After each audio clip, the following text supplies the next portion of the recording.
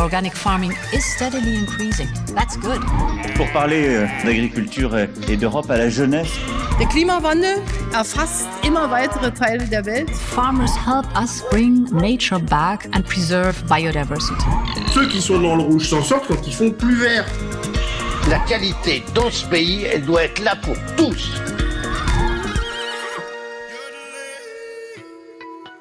Welcome to our latest edition of Food for Europe. Now, the European Union spends about a third of its budget on support for farmers and agriculture. But although it's an essential part of rural life, farming is just one element of what's needed for rural communities to thrive. This podcast focuses on the EU's long-term vision for rural areas, a comprehensive approach to making rural life in Europe, everywhere in Europe, more sustainable, prosperous and attractive. First, our report, this time from Italy.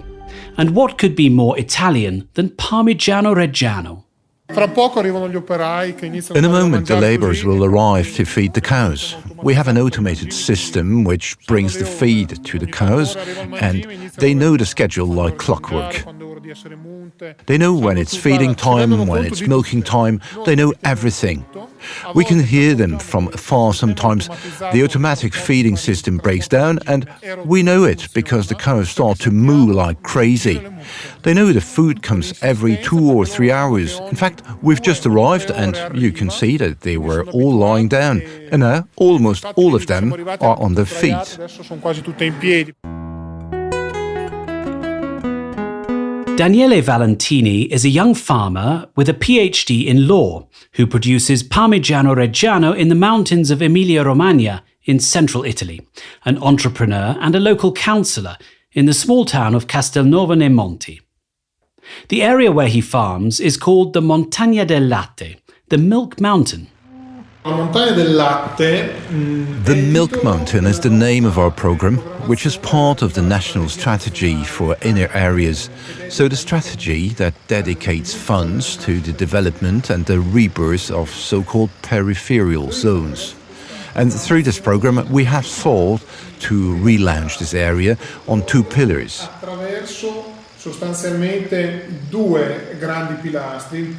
The first is services, healthcare, for example, hospitals and training, roads and education, schools. Servizi infrastrutturali, le strade e servizi formativi, le scuole. The second pillar is that of the most important economic resource in this area, which is Parmigiano Reggiano, especially mountain Parmigiano Reggiano, which has several unique qualities. So this strategy puts together these 2 pillars, services and Parmigiano Reggiano, to revive and promote the area. But unfortunately, it's a fragile area, not so much economically, but because of the demographic situation. Non tanto una fragilità economica, ma una fragilità demografica. Daniele's farm, like others in the area, has benefited from ring-fenced rural development funds within the EU's Common Agricultural Policy. These funds are essential for us in this area because they have allowed us in just a few years to modernise most of the farms. A link to this modernisation has been a dramatic generational shift in the running of these farms. To give you an example of my family, my dad is over 70, my mum over 60. Thanks to the European funds, my brother and I have innovated here. We have created a new spirit. Probably with additional EU funds, we'll enlarge our business and there's been a change in the leadership of the farm. Daniele Valentini there, and we'll be back at the Montagna del Latte later. Mario Miluchev is a director in the European Commission who heads the unit responsible for the long-term vision, and he joins me now. So, Mario, what is the need for a long-term vision for rural areas? The rural areas were the biggest sufferers from the 2008-2009 financial crisis. We made a survey and almost 40% of them say they feel left behind by the society. And this percentage is close to 60% in the remote rural areas. So definitely we had to do something. By the way, the previous communication for the rural areas was in 1988.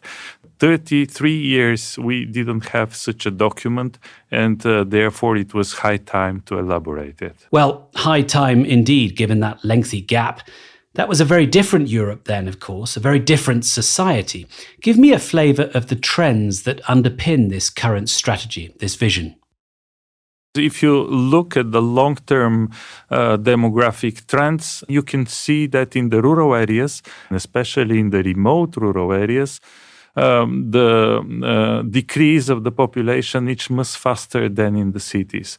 Therefore, evidently, we have a link with the demographic trends in Europe. And by the way, for the first time, we elaborate such a vision under the democracy and demography work strand of the Commission. And we are trying to involve all the policies in it, because not only the common agricultural policy and the cohesion policy can contribute, also the transport, the energy policies, they are foreseen to contribute to this. That's the demography element. What does democracy have to do with this? We saw that the populist votes in the rural areas are slightly above the populist votes around Europe. And it is strange because two main policies, the common agricultural policy and the cohesion policies, they are investing heavily in the rural areas. And it is strange to have the feeling that these people, they feel left behind and they are voting populist and they are voting anti-European. In this sense, we decided that we should study and analyze not only the behavior, but the feelings of these people to see what the reasons are and how we are going to address them. So, the future of rural areas intricately linked to the future of the European project. Mario, thank you. Isabel Cavalhais, a Portuguese socialist MEP, is the European Parliament's rapporteur on the long-term vision. And I began by asking her for her initial thoughts when it was presented. The communication of the Commission came very late. It came at the stage when, the financial framework for the next years is set and the strategic plans and the operational agreements are already being presented. So I think that timelier launch of the communication will have enabled the integration of these visions goals into the present programming framework. And that would have been great, really important. Now, having said this, it is also important to acknowledge that there is still much that can be done at this stage. So this should not deter us from recognizing the potential that it is possible to develop under the present programming. Surely bringing various policies under one roof to maximize the impact, that's going to make rural areas much more attractive communities for people from cities to move into, potentially, isn't it? One thing that I find very important, this is not just about a rural world, but about rurality. You can be in the rural world and you can be working for a big multinational in Berlin. You're just there with your laptop in your rural space, but you're not really living rurality. You live it when you're there and you're trying to understand the traditional knowledge. You're trying to combine it with innovation. But sometimes I see that we're talking about different stuff, although we are using the same words. Isabel Cavalhais, MEP there, with her vision for how the long-term vision needs to develop. Now, back to Italy, a country with a glorious rural heritage, but with a rapidly ageing and shrinking population. A decade ago, the government designed and implemented the National Strategy for Inner Areas, a blueprint for sustaining and strengthening countryside communities. Sabrina Lucatelli was one of its architects, and I asked her about the problems she identified in Italy that led the government to develop this strategy. We understood that the mayors, they felt loneliness, small municipalities, and not very strong technical capacities within offices. and the young who are living. The percentage of very old people is growing, is more and more important, and the young people, even those that wanted to remain, they had difficulties, mainly linked to the difficulty to find job and to set up new businesses, but also linked to the quite weak network of services. Now, this work has been your life's passion, and it's led you to create a foundation called Riabitare l'Italia, which roughly translates as repopulate Italy. And you're trying to change mentalities as much as policies, aren't you? What has to change? The grandparents, they have to stop to say to the kids, you have to leave, vattene, you have no opportunity here. So what we are trying to do now is reverting these tendencies and say, no, you can stay here, it's a different life. Do you like it? Or maybe it's not the kid which is born there, but it's somebody living in Milan that is tired of Milan. The concept of citizens of those areas is completely different from the past. People go, come back. I like to talk about temporary citizens. Each of us, each Italian has a small village in the family. Thanks, Sabrina. So let's find another small village back on the Montagna del Latte, Cervarezza, home to Antonio Pisano. Antonio grew up in Tuscany, studied architecture in Milan, and moved to London, where he lived and worked for 15 years. Antonio and his British wife Julia are taking the seed of an initiative they began in the UK and are now growing it in Emilia Romagna, a rural innovation hub. But it's quite a leap from the hustle and bustle of London to the Montagna del Latte, isn't it? I don't think that we are losing anything in terms of access to services living here. We feel that we are benefiting from a much closer access to far more important services, which is being able to go in the woods and sit down under an oak tree and see deer and see kind of wolf footprints. And I think this connection has a huge, tremendous value, which is now starting to seep through into economy. Earlier in the podcast, we heard from Isabel Carvalhais of her concern about people in the countryside, especially those coming from cities, truly living rurality. I asked Antonio if he shared that concern, and he drew an example from Cervarezza itself. 85 to 90% of housing is second home. And second home dwellers kind of not really belong to the place. They're not really here when someone has got COVID and someone else needs to go and do the shopping. So as much as, yes, we could point our finger against the digital nomads coming from Paris and Berlin and London or Milano and say, well, you don't really belong to here.